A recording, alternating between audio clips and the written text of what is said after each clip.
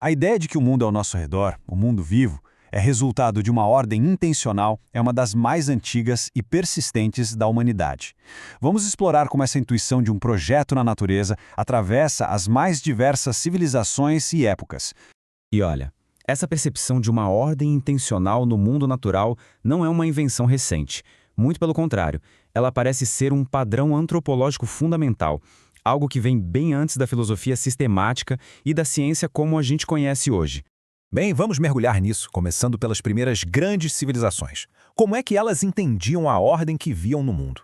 A resposta, como vamos ver, é surpreendentemente consistente. No Egito Antigo, por exemplo, a natureza não era encarada como um domínio de forças cegas e aleatórias. A estabilidade dos ciclos, a funcionalidade dos seres vivos, tudo isso era visto como a manifestação de uma ordem que foi estabelecida divinamente. O conceito central para eles era Ma'at. E Ma'at não era apenas uma regra social. Não, era o princípio racional que governava o cosmos inteiro, desde o movimento das estrelas até a anatomia de um animal. Era basicamente a lógica fundamental do universo. E aqui tem um ponto fascinante destacado pelo egiptólogo Dian Asman. A criação era entendida como um ato de inteligência. As coisas não surgiam por acaso. Primeiro elas eram concebidas no pensamento e só depois eram trazidas à existência por meio da palavra. Agora, vamos dar um salto para a Mesopotâmia. E o que a gente encontra lá? Um tema muito similar. A natureza não é vista como algo espontâneo, mas sim como resultado de um planejamento cuidadoso. A análise de W. G. Lambert do famoso épico Enuma Elish mostra o deus Marduk agindo quase como um engenheiro cósmico. Ele organiza o caos, estabelece sistemas que funcionam, atribui propósitos, ou seja, ele cria uma estrutura planejada e orientada para objetivos. E essa tendência de ver a vida como algo fabricado, como um artefato, não se limita ao Oriente Próximo. Ela se espalha por outras grandes civilizações antigas ao redor do mundo.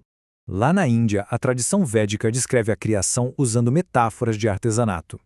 A ideia é que o universo não simplesmente aconteceu, mas foi intencionalmente fabricado, como se fosse uma peça de arte.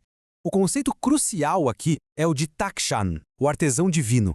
Como o acadêmico Sarvepalli Radhakrishna aponta, isso implica que as formas organizadas que nós vemos na biologia emanam de um princípio inteligente fundamental, que eles chamavam de Brahman. Já na China antiga, a lógica é um pouco diferente, mas o resultado final é bem parecido. A ordem não vem de um criador que está fora do mundo, mas de uma racionalidade que é inerente à própria natureza.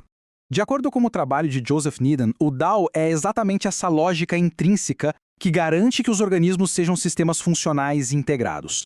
Um ser vivo, portanto, reflete a mesma inteligência que organiza todo o cosmos. E essa intuição não é uma exclusividade de civilizações com escrita, não.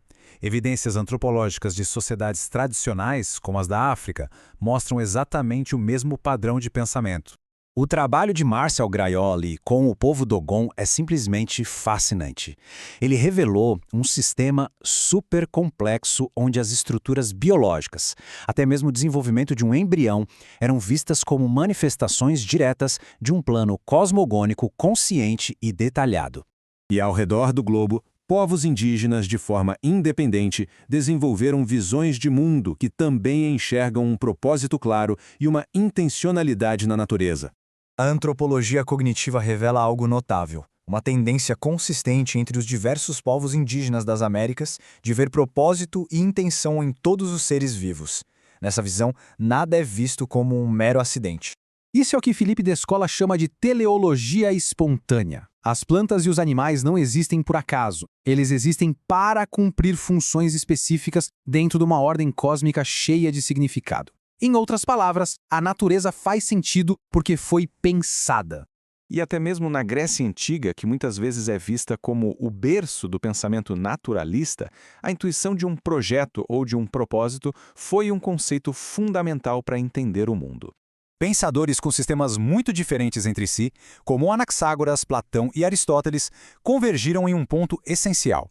Um princípio inteligente ou um propósito inerente é necessário para a gente conseguir explicar a complexidade funcional da vida. E o pensamento de Aristóteles ilustra isso brilhantemente. O conceito dele de telos, ou finalidade, não veio de um mito, mas sim da sua observação rigorosa do mundo natural. Para ele, a biologia só se torna uma ciência compreensível quando a gente entende que a vida é orientada para um fim. O ponto central de toda essa nossa jornada global é a notável convergência dessa intuição fundamental. Culturas que nunca tiveram contato entre si chegaram a conclusões muito parecidas. O fio que conecta tudo isso não é a concordância sobre quem ou o que é o projetista. A questão é o fato de que existe um projeto. Seja uma ordem racional, uma estrutura planejada ou uma finalidade inerente, a conclusão é a mesma. A vida exibe ordem e propósito. Essa perspectiva histórica, como bem notou Mircea Eliade, coloca a visão de uma natureza puramente aleatória e não intencional como um desenvolvimento recente e especializado. Uma visão que contrasta fortemente com a intuição humana quase universal que a precedeu por milênios. A persistência dessa ideia, que sobrevive até na biologia moderna com o reconhecimento de uma forte aparência de design nos seres vivos, nos deixa com uma pergunta profunda. Uma pergunta sobre as origens e o significado dessa intuição, que transcende culturas e eras.